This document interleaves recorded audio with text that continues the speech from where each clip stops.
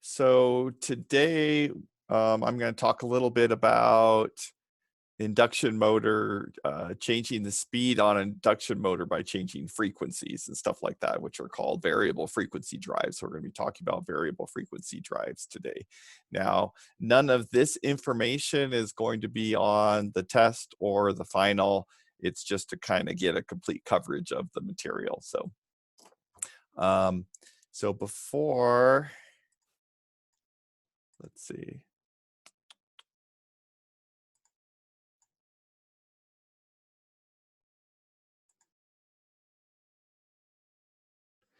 Okay.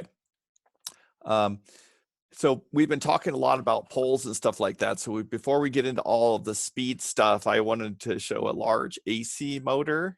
So here is a wind turbine that GE is working on. Okay, so this wind turbine, just to show you the size of the wind turbine, right? So this wind turbine has a size that's approximately, you can see the size of the Eiffel Tower. So it has, you know, these. Que proviene de una santidad cada vez mayor.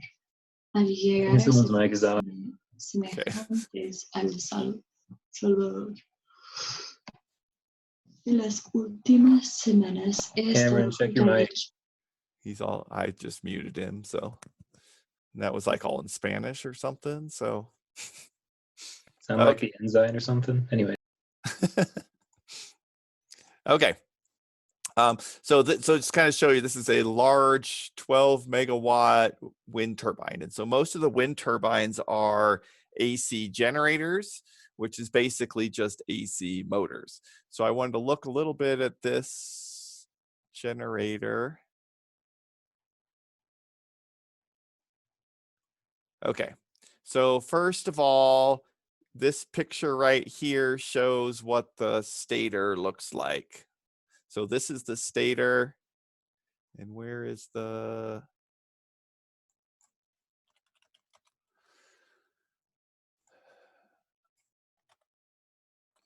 and you see right here that it says that the stator is designed with 144 poles. So this is a 144 pole stator. So before we've been doing like 2 pole, 6 pole, 4 pole, 8 pole, I think was the biggest one. You see this one has one that has 144 poles. So you can kind of see the whole goal of going 144 poles. What? Did someone have a comment? No, okay. So the goal of having 144 poles is then they don't need a gearbox. So they can eliminate the gearbox by going with 144 poles. And you see it's also 900 volts. So it's the 900 volts, and that's probably maybe phase to neutral. It's hard to tell here whether that's a line to line or line to neutral. So, but still 900 volts, 144 poles. You can kind of see here, this is the rotor. And you see right here, it says that this is a permanent magnet rotor. So officially, this is a synchronous motor instead of an induction motor, but the same idea. So I just wanted to kind of show this to talk about the number of poles and all that kind of stuff. Okay, so now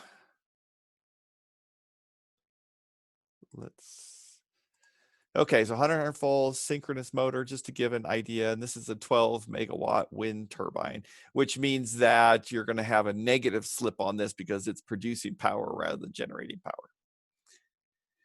Okay, so now we wanted to look at induction motor speed. Okay, so with induction motor speed, the first thing that we want to do is we want to look at the efficiency, right? So when we talked about it before, so right here, you can kind of see the induction motor circuit, and we took our rotor resistor, which is our R over S, and broke it up into two resistors. The R2 that contributes to our electrical loss, and then we take the R2 over S minus the R2.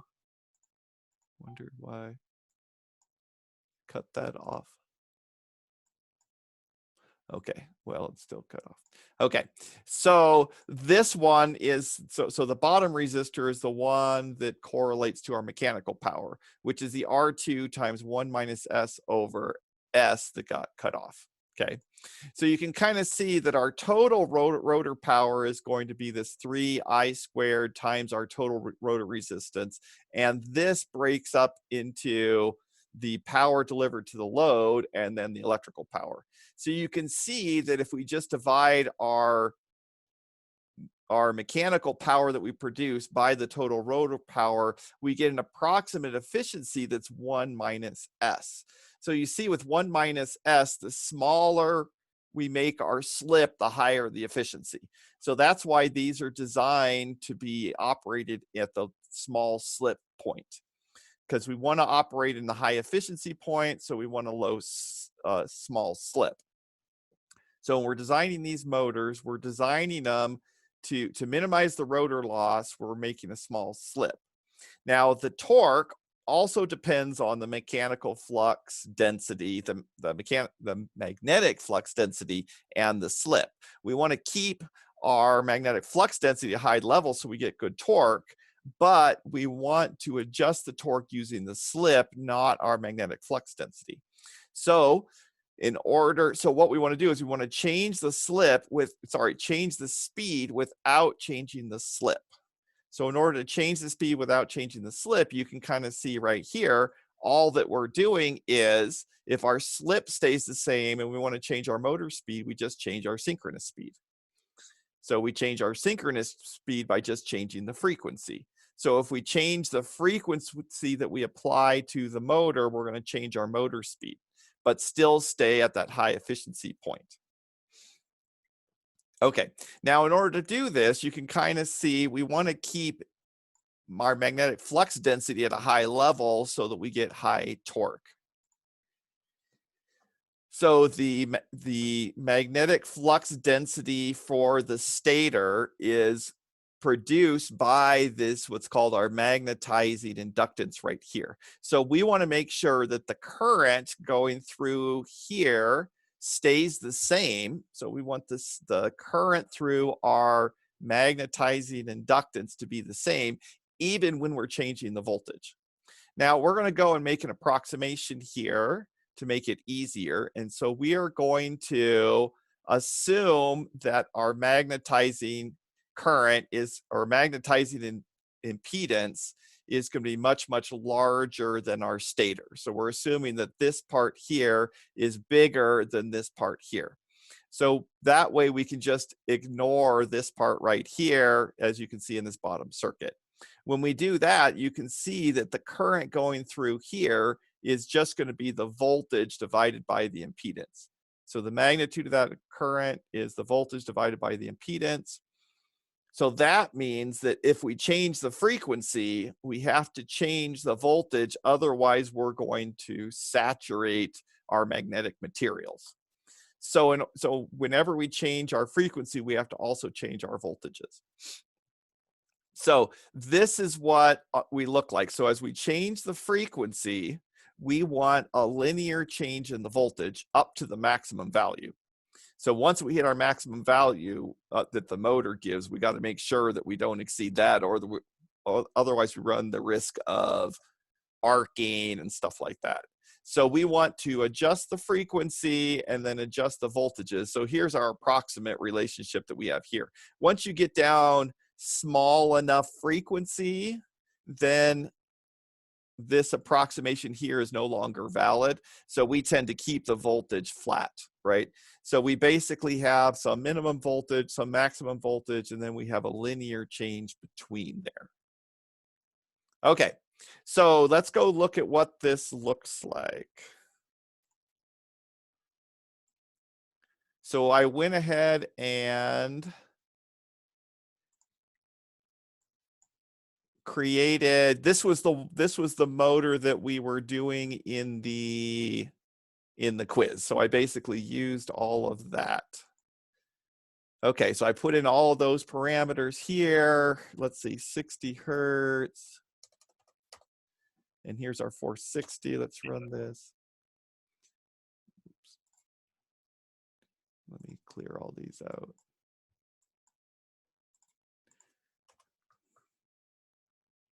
Okay. So first of all, here is our torque speed plot for this motor. You can see that this motor was the 500 horsepower motor. So this is a gigantic motor, okay? So you can see this is our torque speed. If I look at this plot, this one here is showing our efficiency, here showing the power in horsepower. So first of all, you can kind of see a 100 horsepower motor. If we zoom in over here, so 500 horsepower right around here. You can see that 1193, which was our full load case, that's where it's really close to the 500 horsepower. So that looks like we did this motor right. You look over here, this is our efficiency as a function of speed. So first of all, if we kind of zoom in over here,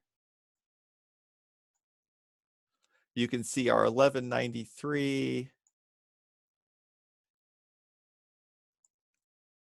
is pretty close to our maximum efficiency point.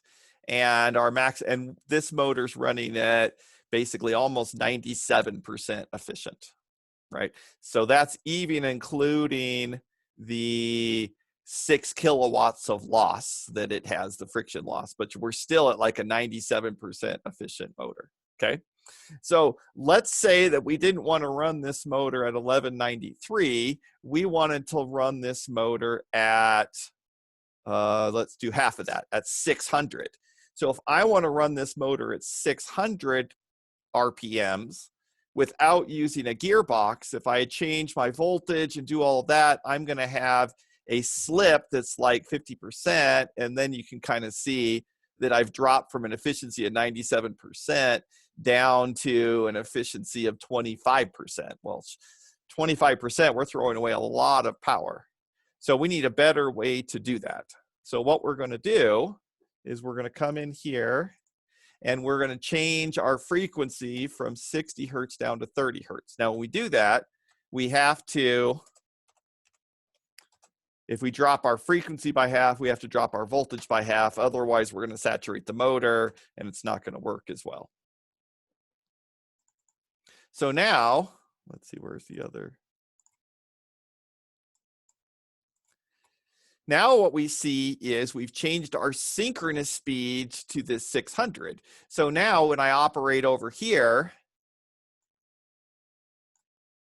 you see now if I'm operating at like 500 or 600, you see I can still be at really high efficiency. So I play around with my frequency to make sure that I'm still operating on this edge.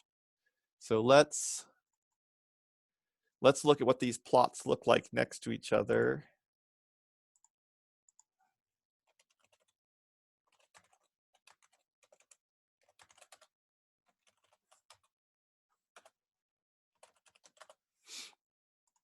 Let's go back to our 60 hertz.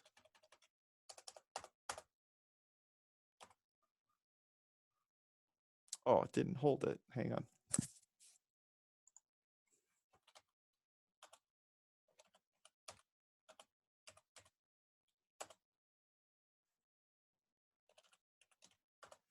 Trying to put the plots on the same plot.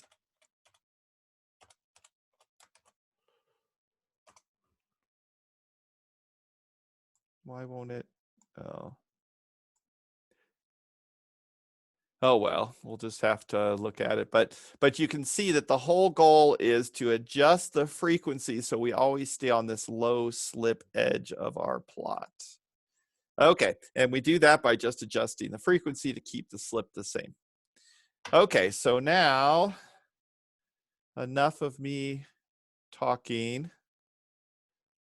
Let's see. Okay, just making sure, just checking all of the chat. So now the question is, how do you make a variable frequency drive? So we're talking about making so we have three-phase signals coming in, and we want to take that three-phase signal and we want to adjust the frequency to anything I want.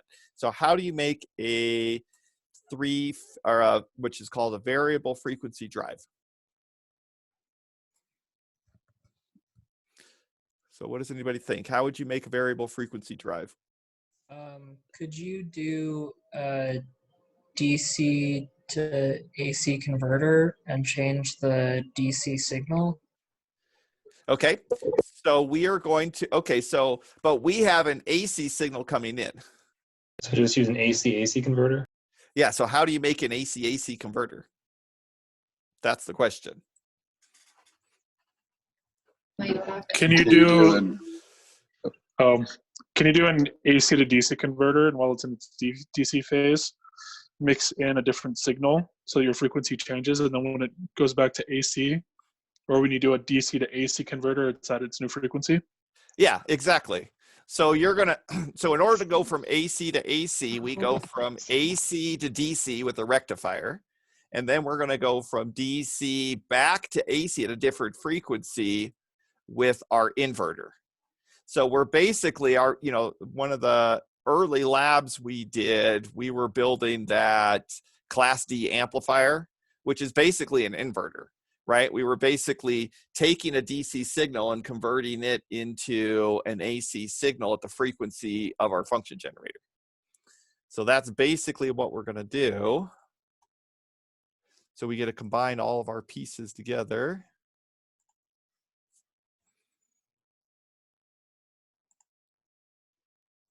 So you see, this is a variable frequency drive that's called a VFD. So has anybody ever heard of or worked with VFDs?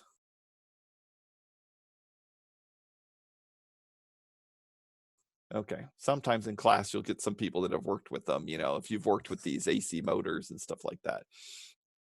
So what we see here is, right here, we're bringing in our three-phase signal. This could be 208 volts. It could be a 460 volts. We were doing one motor with a 2200 volts, right? So they have all these different three-phase lines, right?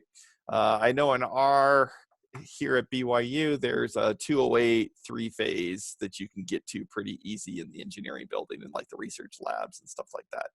So you basically come in here and build instead of a single phase rectifier, we're building a three-phase rectifier. So then the signal right here is going to be our rectified signal.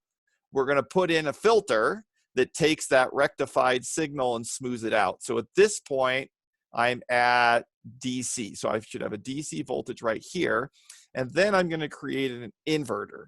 So the inverter is basically our PWM inverter. And then this is now a three-phase inverter. So I get the three-phase signals coming in here, but I can control what voltage and frequency I'm getting by using that to control my inverter. So let's look at what this looks like. So what we see here is I got these three lines coming in, and then I basically have these diodes are created in the rectifying circuit. This is my capacitor that filters out my rectifying circuit, and then this is my three-phase inverter. So you can kind of see that we make the three-phase inverter by making these half bridges. So remember, we started playing around with using half bridges for our DC-DC converter right at the end of the semester in the labs before. I guess some people got to the point where they built these half bridges, but you can kind of see now we have three of these half bridges to do a three-phase system. So let's go over to this web page that had some description and pictures. So okay, so let's look at this in pieces. So this first part is creating the rectifier. So I got these three signals. So this right here is showing the three phases coming in, and we're taking the three phases and adding them all together and combining them together to get this one voltage right here. and then we put in the capacitor, filter this out to get a DC voltage coming out here. Okay, so then we basically, these half bridges are basically just switches. So we have these half bridges that switch things on and off, and then you get this signal that looks like here. So we have this red signal where you're stepping up and down, looks like this, and then you can filter that out to get the sine wave, and you're gonna have one of these for each of the phases. Now you can get fancier. Rather than doing this, you can do this where you're basically creating a PWM signal. So the fancier you get this, the lower loss you get in taking this rippled signal and creating a sine back out. And this is what we were doing with our Class D amplifier lab, making this PWM signal using a comparator and doing all of that. So then, let's make this a little bigger. So this is what the rectifier looks like. So you basically have these big blocks coming in here. This part right here is your AC to DC converter. So this is just your big high power diodes coming through here. Okay. Then you can kind of see these are the big, so these are the big capacitors. So there's 4 of these big capacitors, and that's just to smooth out your rectified signal. So nice big voltages. And then you see that these blocks right here, those are your high power half bridges. So this part here is your inverter. You know, and then you see that you've got this big complicated control circuit in the back that's controlling all of your other stuff and doing all of that. So that is a variable frequency drive and how we've combined rectifiers and inverters to create this signal. Okay, any questions? So that kind of wraps up how we do variable frequency drives. And so now with the variable frequency drive, if you're actually solving a problem, you would say, what frequency do I want? What is the rated slip? And I want to stay at the right rated slip and adjust my frequency to get to that, okay? Now in the past, we've always kind of done some problems on these variable frequency drives, but none of this stuff is going to be on the final, but we wanted to make sure you understood how you do the frequency control. So does anybody have any questions on this? Okay. Well, that is all we were planning on doing to finish up the semester. So let's see. So the second exam should be going now. Hopefully that's all working on Learning Suite. And I think I have it all published and everything. And then during finals week, we're going to have a comprehensive final, and we will do a review for the final on Monday. And then we're pretty much done for this semester. So any other questions? If not, you know, we will go ahead and let everybody get back to all the fun stuff that you're doing at the end of the semester. Dr. Schultz, the final is not just one day, is it? No. It's going to be a Learning Suite final during the whole Okay. final period. Okay. Right now it opens in the morning and closes at night. So I was just wondering. Oh, really? Oh, okay. That's, I will go fix that. So yeah. Cool. Thanks. Yep. Okay. Any other questions?